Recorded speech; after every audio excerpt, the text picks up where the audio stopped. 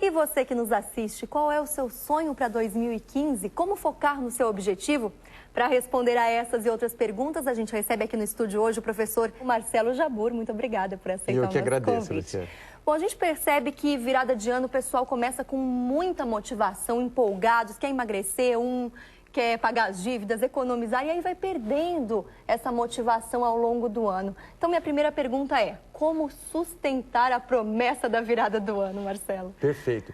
Na verdade, as pessoas subestimam os esforços que são necessários para conseguir aquilo que se objetiva, né? Aquilo que se quer na vida. E aí, quando vem o mundo real, passam as festas, né? As dificuldades aparecem. Então, é preciso persistência. Mas se antes, né, do ano começar, das realidades aparecerem, a pessoa já entender que as grandes conquistas dependem também de grandes esforços, de persistência, né?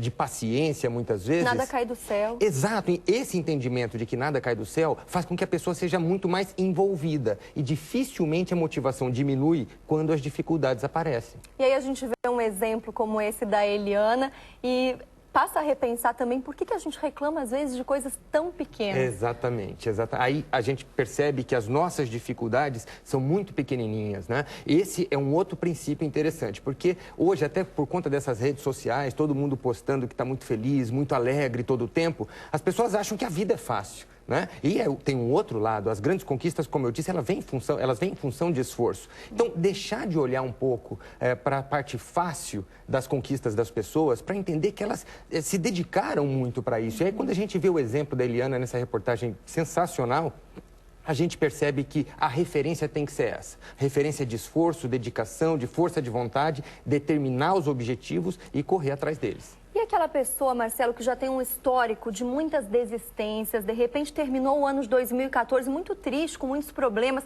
como que ela pode resgatar, principalmente o pensamento positivo, confiança nela própria? Perfeito. Primeiro, entender que nunca é tarde, né? Muitos grandes, vitoriosos pelo mundo, tiveram alguns fracassos pela vida. Então, o fracasso faz parte de um processo de aprendizagem.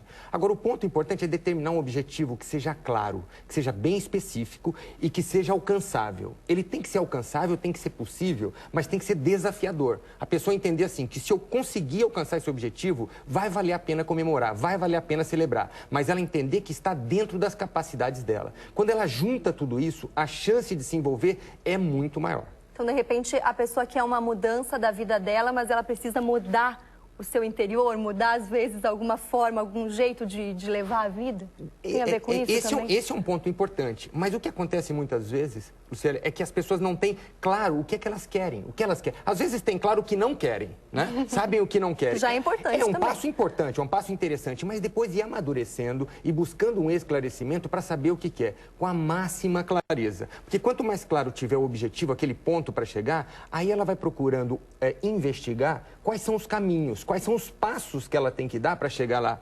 E colocar tudo isso dentro de um cronograma. O que ela vai fazer em janeiro, o que ela vai fazer em fevereiro, até o final do ano, ou até o objetivo, o ponto estimado em tempo para conseguir esse objetivo. Isso pode estar no papel mesmo.